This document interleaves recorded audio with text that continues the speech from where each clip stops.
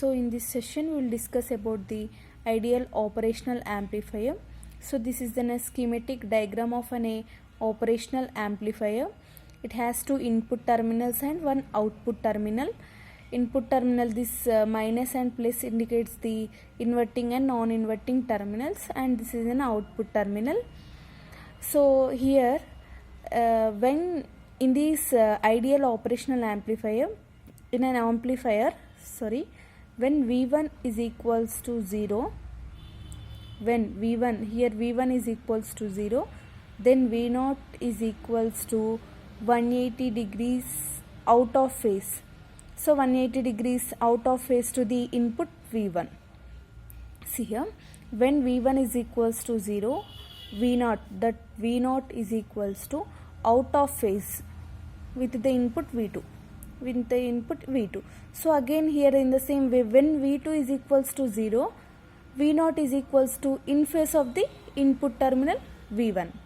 Okay, same but opposite, but here in phase, when V1 is equals to 0, out of phase, when V2 is equals to 0, that comes to the in phase. And when an operational amplifier is going to set ideal, if we have these characteristics, see, one gain is equals to infinity, again output resistance is equals to 0, input resistance is equals to infinity, bandwidth is equals to infinity, and offset,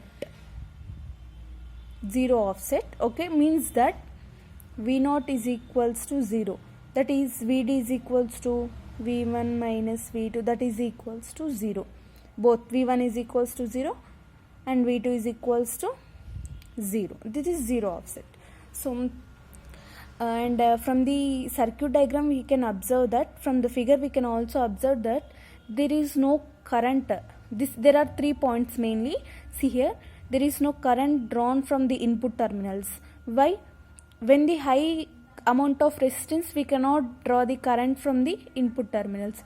So here input resistance is equals to infinity, and gain also infinity. So due to the gain, the output voltage, that Vd is equals to V1 minus V2 is equals to 0. Okay, and also see here, the output voltage V0 is not dependent upon the resistance, any resistance, so that R0 is equals to 0, and V0 they can also give some output that can be useful from another devices to activate. So this is about the ideal operational amplifier, but in practically there is no such characteristics that can be useful in the, that can be accepted in the practically. So these are the ideal that can be used for the mathematical purpose in the operational amplifier. So there is no such characteristics, but see here, there is a physical amplifier that is practically.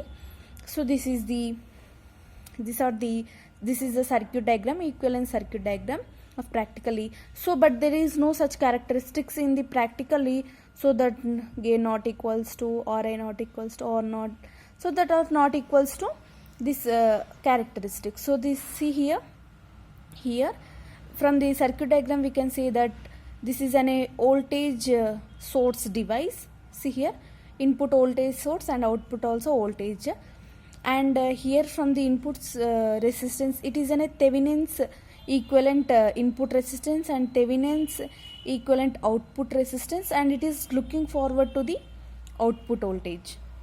And this is also, see here, it is an open loop of circuit diagram of op-amp.